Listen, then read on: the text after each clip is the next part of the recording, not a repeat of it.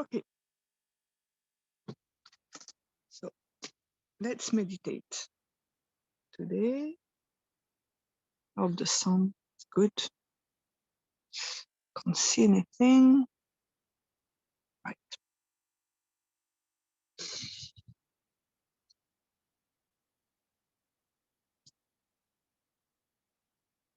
So just relax wherever you're seated. Feel your body. Feel your body. It's going to be noise, but it's part of it.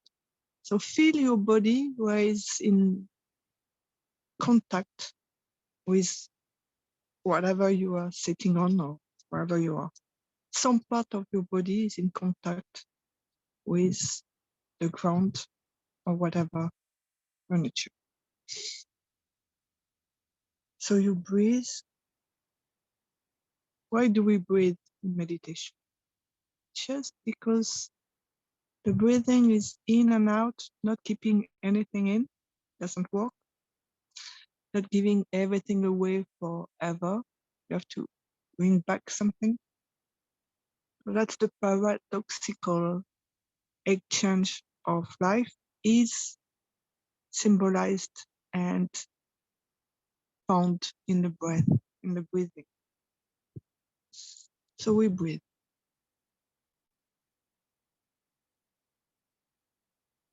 And we relax as much as we can.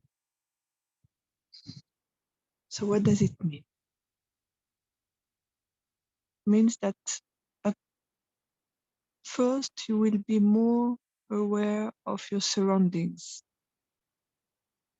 You can hear whatever noises are around you, be it inside noises, your house noise, or outside noises, all the little noises that we don't normally pay attention to.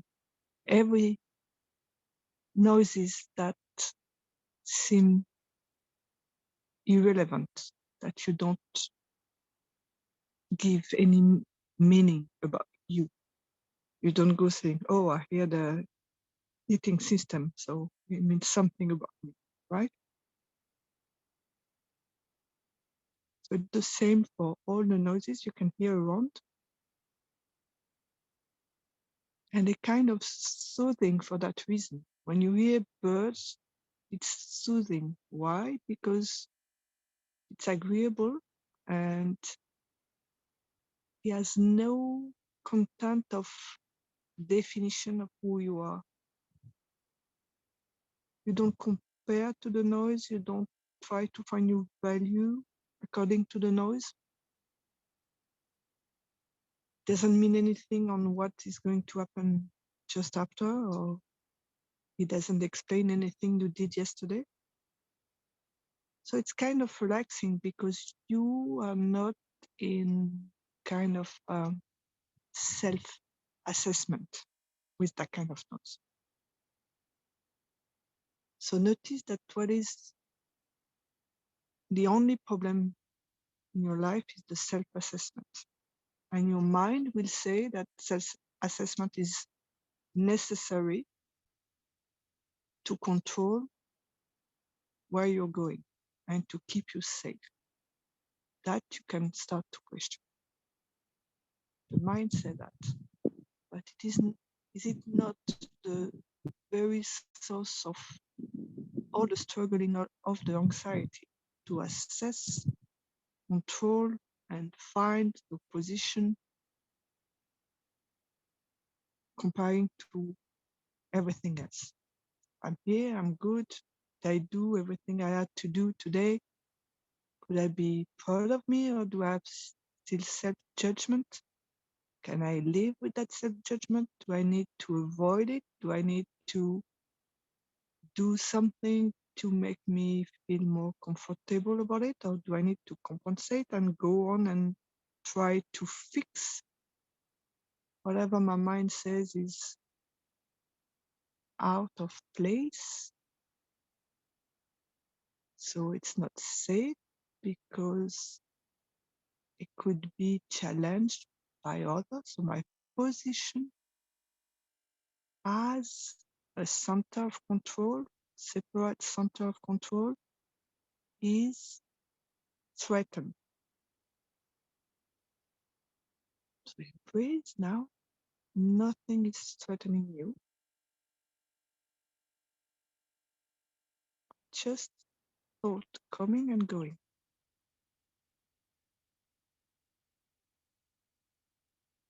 The problematic thoughts are the ones that reference you. There is an image of you in it. So look at it. What sort of image of you is there in the thinking, and how real can it be?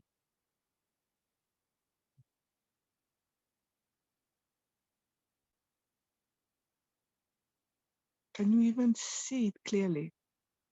When you say me yesterday, me tomorrow,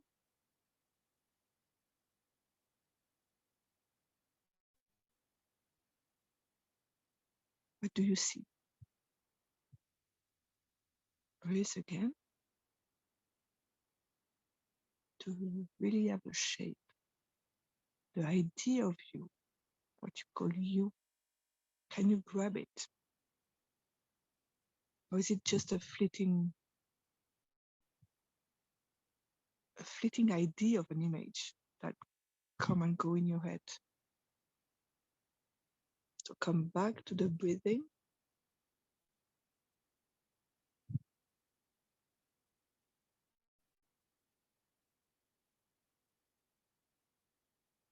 And maybe you can feel like you're melting away, you're relaxing your nervous system, and it's sort of blending with the surrounding.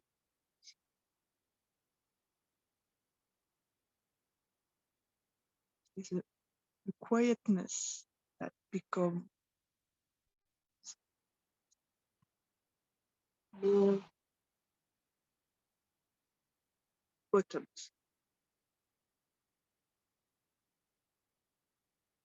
And notice that the quietness is more potent even if there is still noises around. But those noises are, let's say, benign, like a thought that would not engage your positioning. That's the only right analogical label for it, because it's always like, oh, I think, am I good? Am I okay? Am I threatening my position? Did I look good? Where do I stand in comparison with whatever else that is significant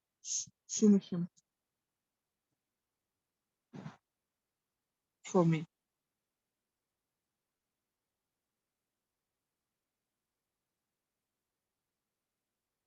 Like a tree in the forest that would keep trying to assess its position towards others, but they're not moving. And seemingly you're moving around with people, so you're always assessing your position. So you see, here there's another entry of contemplation, that we're not that far away from trees. We need to know where we stand into the forest as a tree. But do a tree need to know? Don't, obviously.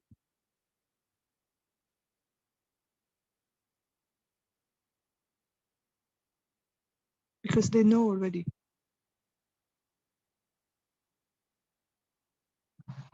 But what knows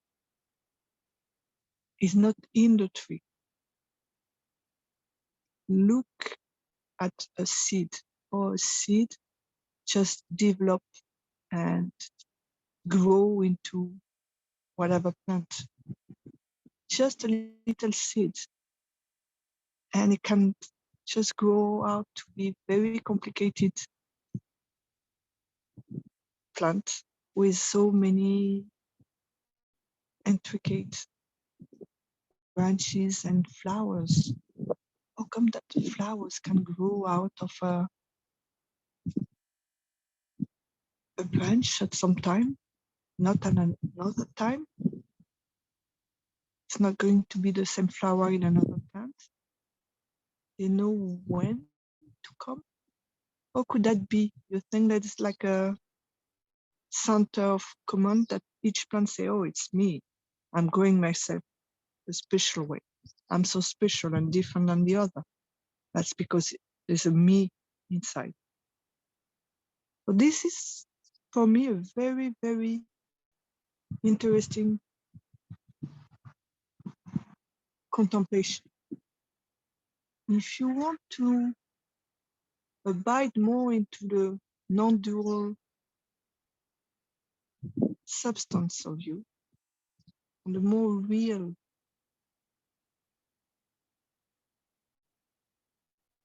contours of you, if you want, just think about plants.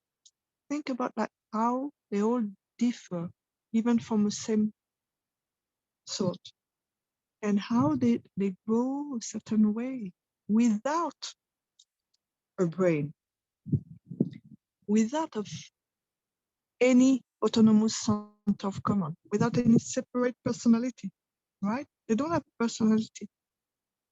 And then it just happened. And still they can be very different. And they can seems to have their own personality, right? And they do all this without a real me inside. So why would you be any different? And see that you can be what you seems to be, and how you seems to be so special and different and unique. And that doesn't imply that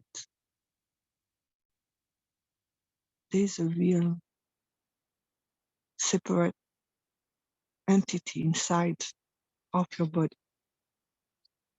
Your body is unique. So whatever you do is unique. However you grow, however you react to others is unique. But in nothing of this, you can conclude just because of this that there is something into you that is a separate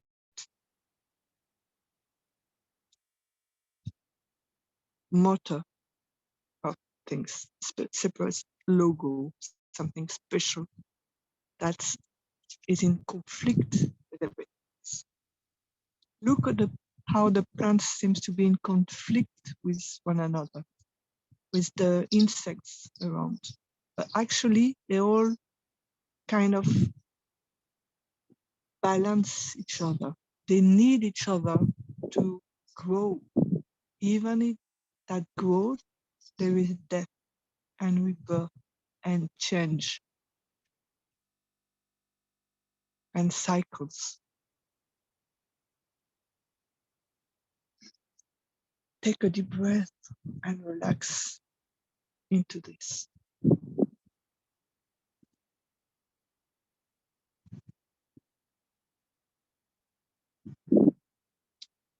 Don't fight any thoughts, any noise, like the cars coming and going.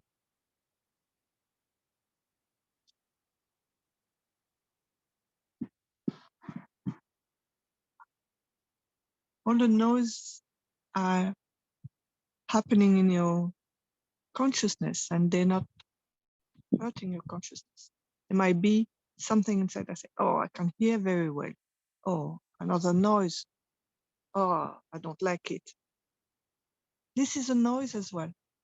This is all your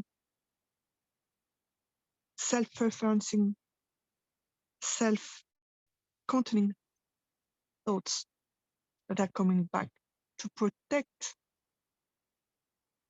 the play of the me. It's their purpose, so there's nothing wrong about it. But you can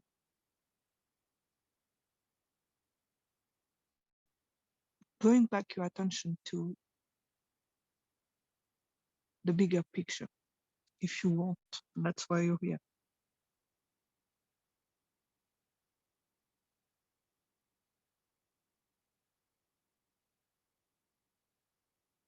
Relax again. Just accept noises, thinking. Don't argue with any thoughts. Don't try to justify anything. Don't try to take position. Just see them. They're telling something anyway, but who is listening? Now take your attention to that. Who is actually listening to all those noises?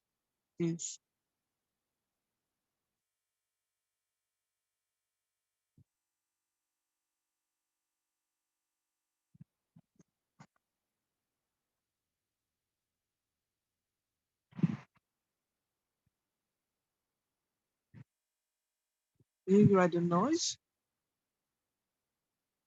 It came into more silent space. You could notice that noise, but what was really noticing? Was it not only the noise that came and went?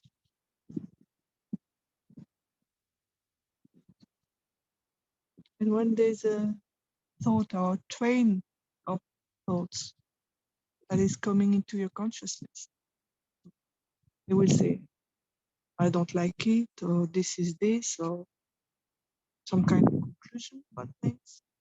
And then comes another train from another direction, seemingly answering the first train.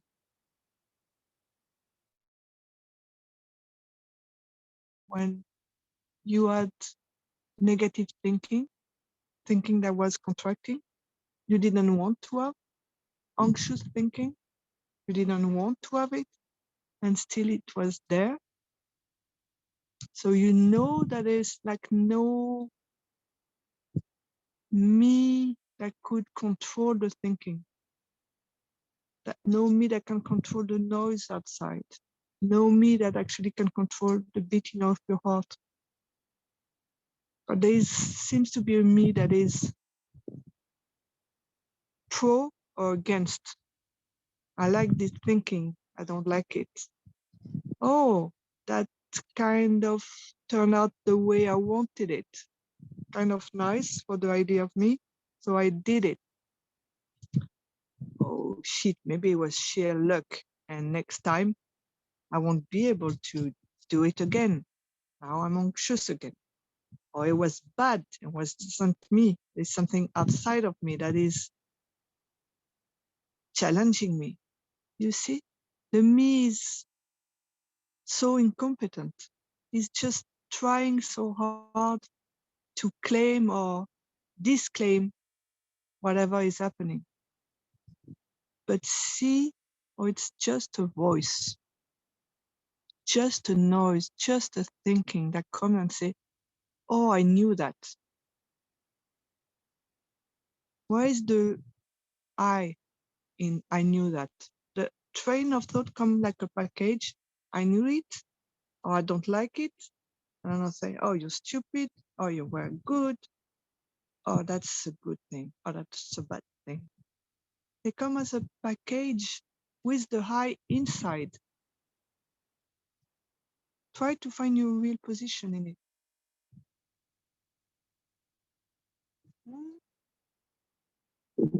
Is the voice of the thinking talking to, if it's you?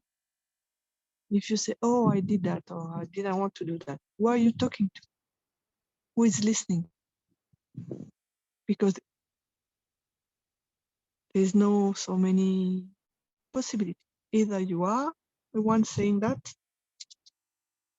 Or you are the one listening? Or you are the other voice? How many of you is there in it? Try to find where you stand for real. Are you the first voice, the other voice that answers, or none of these voices? So who are those voices in your head talking to? Find the one.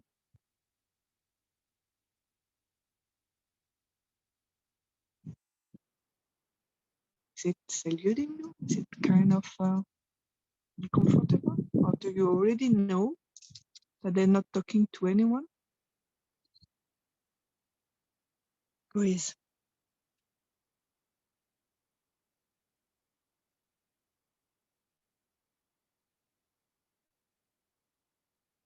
So what is happening if you're not any of the voices? Can you be responsible? How come that you feel so much guilt about having done the wrong thing, not being good enough, should have done something else? You hurt someone. Was it you? Try to find out if it was you. That's important for you to know if you're guilty or not guilty, whatever is happening to someone else, someone that you love. And what if it had nothing to do with you? Is it a relief? Then it was only about you? Do you really care about how the other person feels? Or do you just need to know if it was your fault? Breathe into that. You know. Just contemplate. Don't try to find an answer or a solution. See that it's the substance of your struggle. Trying to do the right thing. Why? We take it for granted. We have to be good. Why? You know why? Because you don't want to feel guilty. What is it to feel guilty? What happens when you're guilty? You need to repent. You feel so shrinked. You cannot hold a position in reference to others. Your position is down. They don't look at you the same way.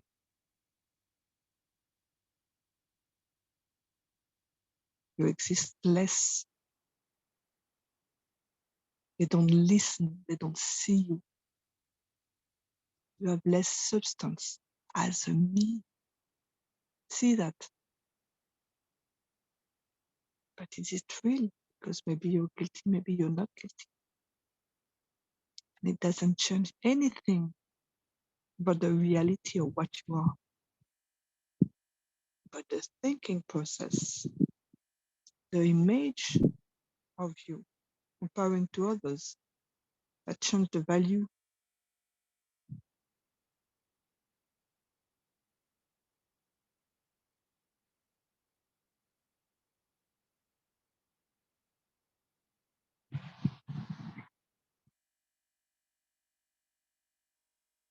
It's like exchanging baseball pictures.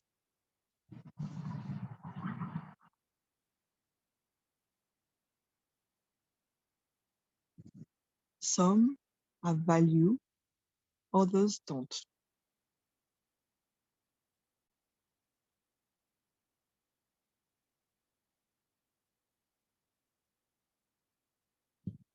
Just pictures, just paper. Everything that the mind values is empty.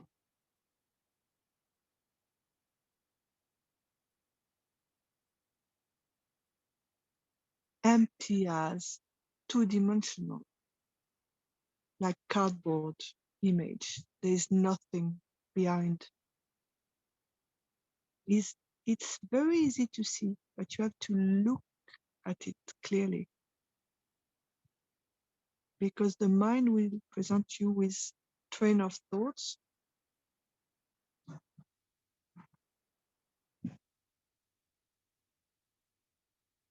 You will have a direction written on it, but you don't actually know that it's going where it says it's going.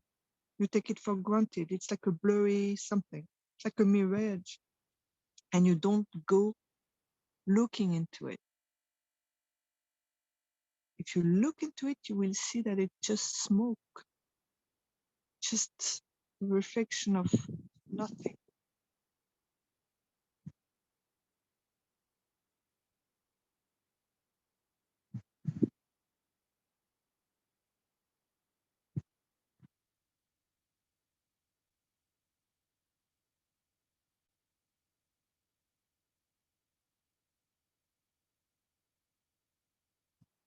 Breathe again. Feel your body.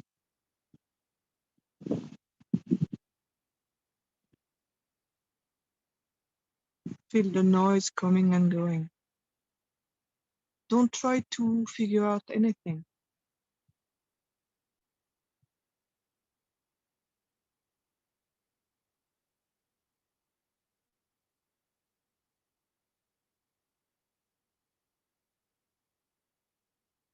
Do you notice the silence between noises, between what I'm blablating about?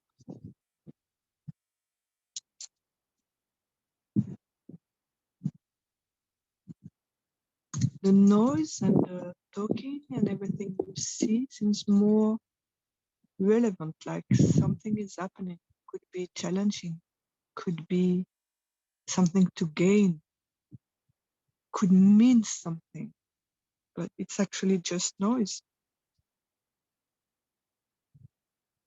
It's never the content of the noise, for example, whatever, be it my noise, my talking, or the birds noise, or the car noise.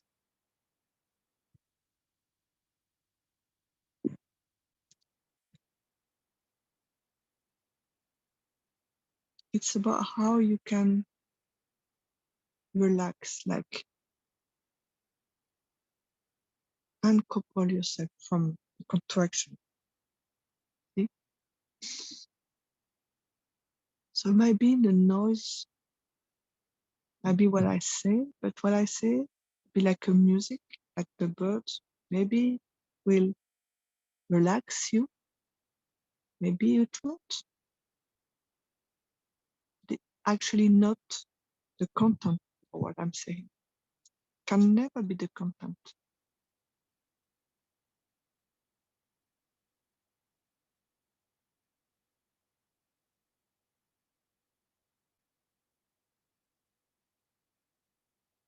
It's the mind that explains it like this. Must be something about what she said that relaxes me, or be something that she says that makes me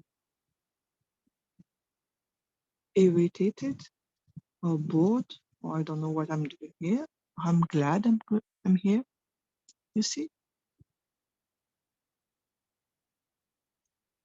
you're going to react to just a sound.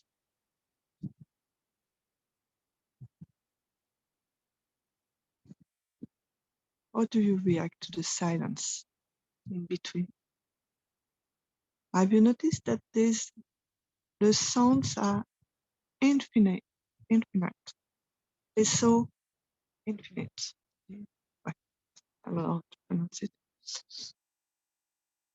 They have no end. There's no end to the variation of sounds. It's always a new thought or a new image. It's never two same sunsets. Everything is so uniquely now and then gone. But the silence is always the same. Wherever you find silence, it's the same silence. Isn't it amazing in itself? Everything else, all the forms, shapes, noise, whatever your senses can sense is always different. You never do the same emotion.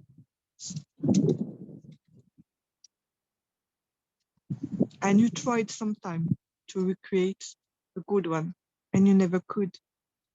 Never the same. Never anything is the same. But the silence is one. There's no space because it's always the same. Everywhere you always fall onto exactly the same silence. Exactly the same. Never touched, never changed, never bigger or smaller. You will have more or less noise, more or less images, whatever, but the silence is the same.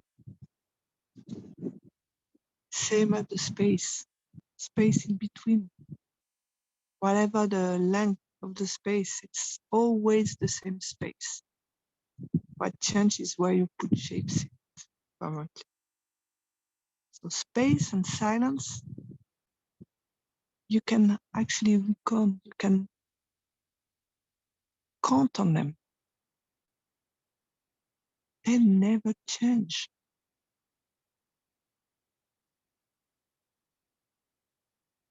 And we don't notice it. We notice the movement and the shapes. So I invite you to pay more attention to the silence, to its omnipresence and absolute sameness everywhere. To the other side of every galaxy of the universe, the silence will be the same. It's the thing we share everywhere, like space.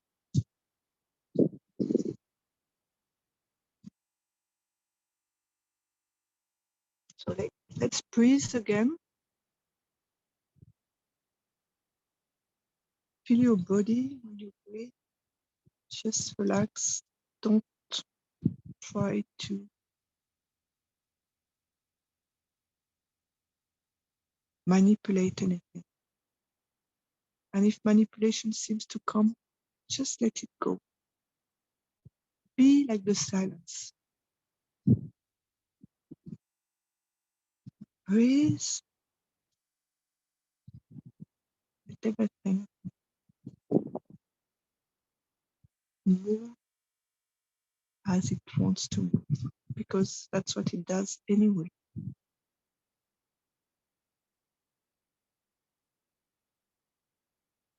And you don't need to assess your position, self-reference, where you are, what it means for you.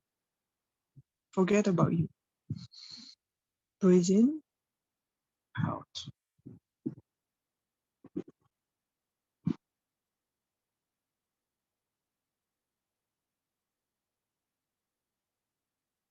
Feel your feet on the ground.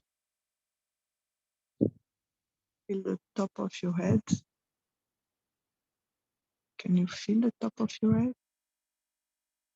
There's a contact to air or whatever, something. Your hair and air. Feel your arms.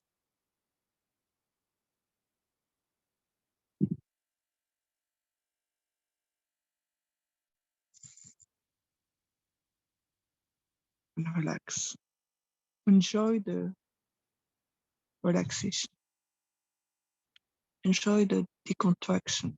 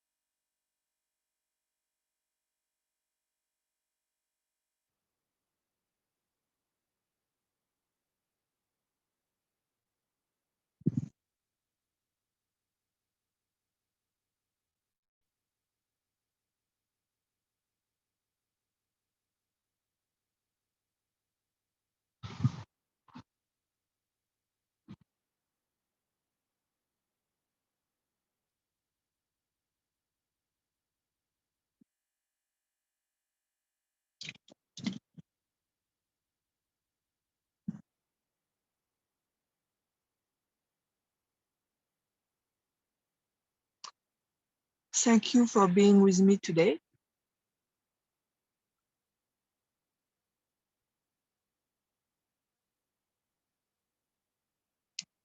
And see you next time.